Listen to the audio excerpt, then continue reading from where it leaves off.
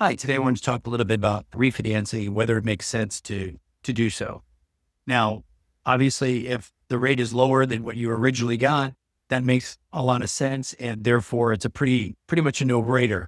I'm at 8% and I can get a rate of 7% and I can save $200 a month. That makes a lot of sense. Get that thing done as soon as you can, right? But there are other things that can come into play that you might not necessarily be thinking of.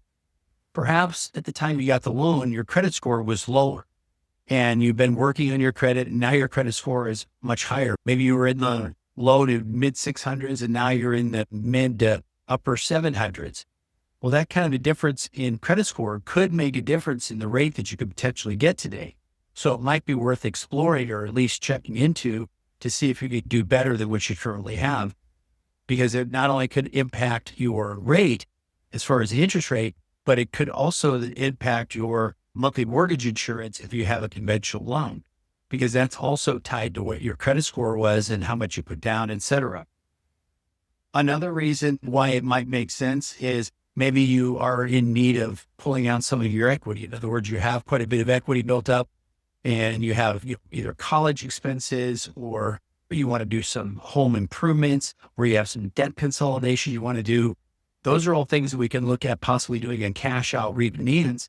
And even though the rate might be a little bit higher than what you currently have, it could still be advantageous, especially in the case of debt consolidation.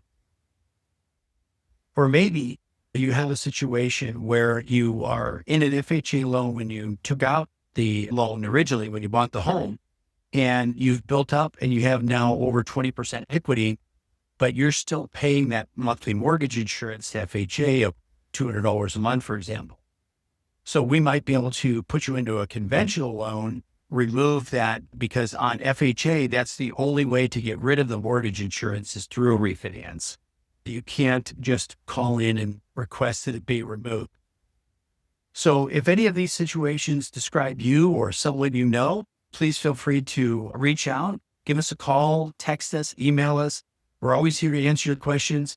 Love to set up a consultation with you and see if it makes sense for you to perhaps refinance. All right, listen, you have a great day. We'll talk to you soon. Bye-bye.